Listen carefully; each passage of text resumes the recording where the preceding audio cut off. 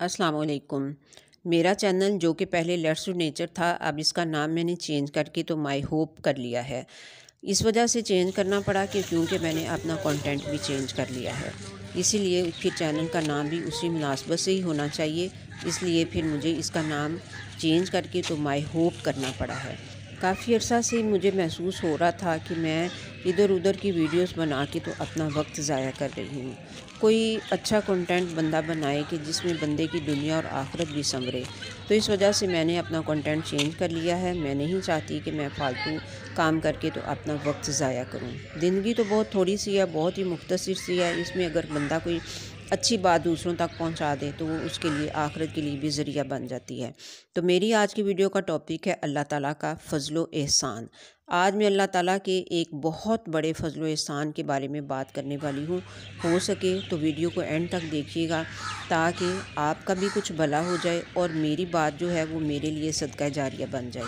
अगर आप भी अपने लिए मेरी इस मेहनत को सदका जारिया बनाना चाहते हैं तो वीडियो को लाइक करके तो शेयर भी ज़रूर कर दीजिएगा।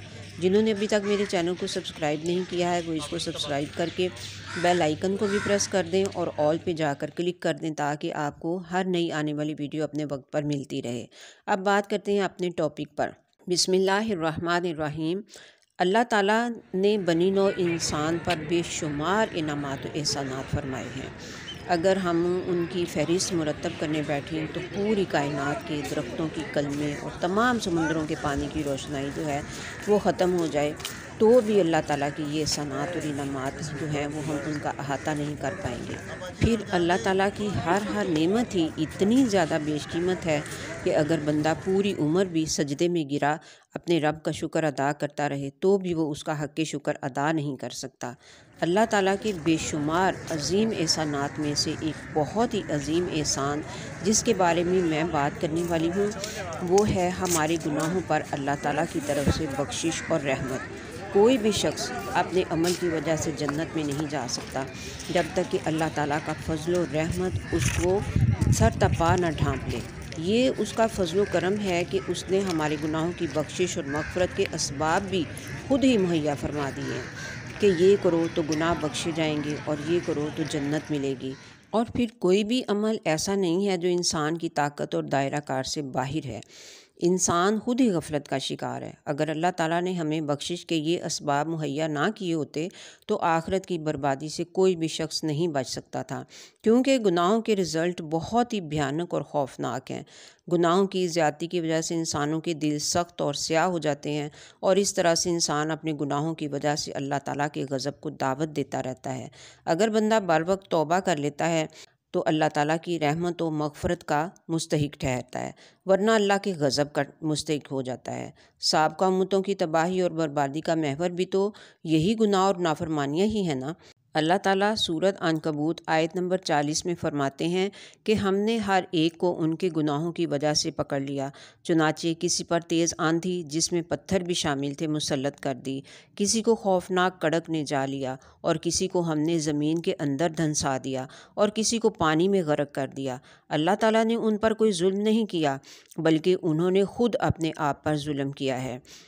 तो गुनाहों की बिना पर अज़ाब का ये सिलसिला जो है ये आखिरत में भी कायम रहेगा। अल्लाह ताला सूरह आल इमरान में फ़रमाते हैं, बस अल्लाह ने उन्हें उनके गुनाहों की वजह से पकड़ लिया और अल्लाह रोज़े क़यामत भी शदीद अज़ाब का मालिक है। तो जहाँ इन वहशतनाक सज़ाओं को पढ़ने के बाद और इस हकीकत को समझ लेने के बाद कि ये सज़ाएँ हमारी बदअमालियों ही का नतीजा हैं, तो फिर हमें मग़फ़िरत की अहमियत और ज़रूरत का एहसास होता है। वहीं अल्लाह ताला की तरफ से उफ़ व मग़फ़िरत के वादे भी हमारी तसल्ली व तशफ़ी का सामान फ़राहम करते हैं। कुरान पाक में अल्लाह ताला ने कहीं अपना तारुफ़ इन अल्फाज में करवाया कि यानी मैं गुनाहों का बख्शने वाला और तौबा कबूल करने वाला हूँ। कहीं फ़रमाया तेरा परवरदिगार वसी मग़फ़िरत फ़रमाने वाला है। कहीं बंदों को ये बशारत सुनाई कि अल्लाह की रहमत से मायूस ना होना, बेशक अल्लाह ताला तमाम गुनाहों को माफ़ फरमाने वाला है।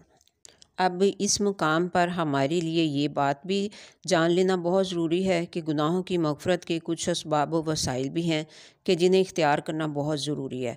उन वसाइल में से एक बहुत बड़ा वसीला है तौबा, सच्ची और पक्की तौबा।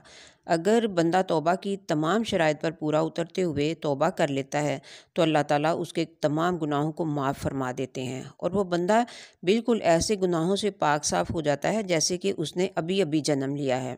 اہل علم حضرات کا کہنا یہ ہے کہ ہر گناہ سے توبہ کرنی ضروری ہے۔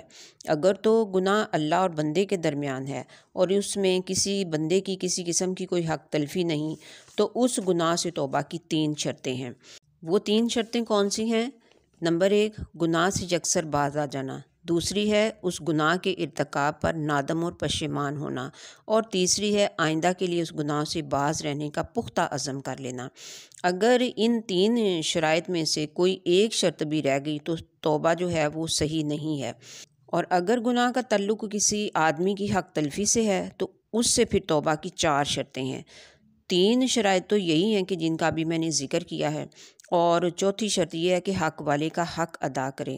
مثلاً اگر تو اس نے اس کا مال غصب کیا ہے تو اسے واپس کر دے، اور اگر کوئی زبانی دکھ پہنچایا ہے تو اس سے معافی طلب کرے، مطلب کہ کسی بھی قسم کا اس کو کوئی نقصان پہنچایا ہے تو اپنی پوری کوشش کر کے اس بندے سے اپنی معافی تلافی اسی دنیا میں کر لے۔ گناہوں کی بخشش کا ایک بڑا سبب یہ بھی ہے کہ کثرت سے نیک کام کیے جائیں۔ اللہ تعالیٰ نے فرمایا ہے کہ نیکیاں گناہوں کو زائل کر دیتی ہیں۔ اللہ تعالیٰ نے ایمان والوں اور نیک عمل کرنے والوں سے مغفرت اور اجر عظیم کا وعدہ فرمایا ہے۔ اللہ تعالیٰ فرماتے ہیں کہ اگر تم اپنی اصلاح کر لو اور پرہیزگار بن جاؤ تو بے شک اللہ تعالیٰ بڑا ہی بخشنے والا اور نہایت رحم کرنے والا ہے۔ تو اللہ کی بخشش اور رحمت ہم پر اللہ کا بہت ہی بڑا احسان ہے۔ اس احسان سے فائدہ اٹھائیے اور اپنے آپ کو جیسے تیسے بھی ہے اس دنیا میں بخشوا لیجئے، مرنے سے پہلے اپنا آپ بخشوا لیجئے، ورنہ آخرت میں بہت بری طرح سے بھگتنا پڑے گا۔ اب آخر میں ویڈیو کو لائک اور شیئر کرنا ہرگز نہ بھولیے گا۔ ملتے ہیں پھر نیکسٹ انشاءاللہ۔